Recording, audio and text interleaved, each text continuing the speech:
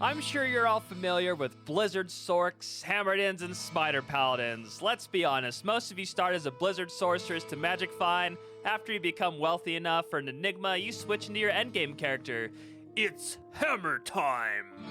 There's absolutely nothing wrong with this, but when patch 2.4 goes live, you're going to have a lot more variety for starter and endgame builds. Here's a list of my top 5 new favorite meta builds. Number 1. The Faux Paladin, also known as the only character you'll really ever need. Now that Fist of Heavens does damage to demons in addition to undead, you may be seeing 1 or 10,000 of these running around this upcoming ladder. I wouldn't recommend leveling with Faux, but after you're around level 75 plus, respeccing into this skill and farming players 1 Chaos Sanctuary with minimal gear is pretty impressive. Once you grind up enough gear, you could also respec into a hybrid Faux Smiter. Of course, this will be gear dependent for killing Ubers, but it's possible to have a Uber Chaos farming machine. Number 2, the Hydra Sorceress. When the PTR was released, the rework on Hydra was incredible. The damage was overall improved and the casting delay was removed. It made the Hydra Sorc the new fan favorite build temporarily until they bumped down the damage a bit. But overall, I still believe that Hydra will be a strong contender this upcoming ladder, and it's exactly what I'll be respeccing into as my late game magic finder. You could argue that Blizzard may still be a little better, but I'm planning on farming some of the brand new eye level 85 zones that have 0 fire immunes inside. Make sure you acquire the basic items every Sorc needs, you know, Spirit, Sword, Shield, and Lore Helm. Later on, you could also take advantage of the brand new rune word, the Flickering Flame.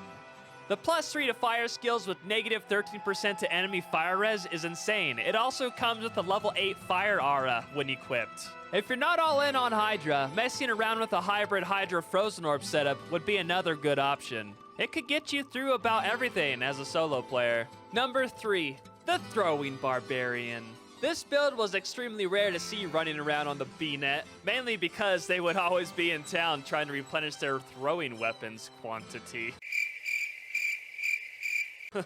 Not only were Eth Lacerators and Eth Warstrikes extremely expensive to obtain, Barbs normally had to run around with 2 sets of them just so they could stay in the action for another 60 seconds. Now that you no longer have to worry about quantity for the most part, the Throwing Barb has a real shot of being one of the endgame go-to builds this upcoming ladder. I wouldn't suggest leveling with one, but you won't be disappointed if you end up gearing one up this season.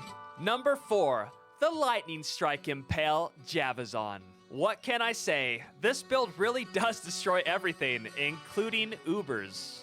Now that you can make Infinity in spears, you can take advantage of a +3 Matriarchal Spear for your Javazon.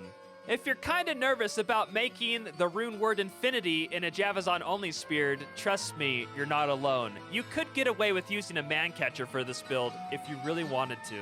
It won't be ethereal, but at least you could swap it on your mercenary for future builds. You pretty much just run around and light strike ads. It's quite insane actually, this build really pumps. This build also has insane Uber clear times while used in Impale. I wouldn't recommend leveling as one of these. Instead, max out Lightning Fury and farm Cows, Eldritch Shank, and Pindle in Hell. Use your Valk to tank for you while you sit back and throw, baby. Once you farm enough currency, transitioning into Lightning Strike Impale will turn some heads for sure. Number 5, the Poison Plague Javazon. I know, you're probably thinking, why in the hell would I play one of these? Well, reason number 1, it could solo clear player 8 cows with certain gear setups. Reason number 2, the Chaos Sanctuary has 0 poison immunes in it. And last and not least, you'll probably be the only Plague Javazon running around on B-net. I truly believe that this build will be slept on. It may not be the most exciting build to play, but you can take advantage of a damage mechanic that others know nothing about. Using a Death's Web and a Forsock Monarch with 4 poison facets inside on your switch is insanely good for this build. Throw your Plague Javelin and then switch to your offhand for all that negative enemy poison res to take effect. The gameplay might take a second to get used to, but farming player 8 cows efficiently can be very rewarding. If you're looking for a more detailed guide about each of the builds I just mentioned, I'll leave links in the description below to the official build videos for each of them. Just remember that these are just my favorite new meta builds coming to patch 2.4. I'd love to hear some of your favorites in the comments below. As always, thank you so much for watching this video, and if you enjoyed this style of content, don't forget to like and sub to the channel. I'm hoping I can hork 1 or 2 out of you.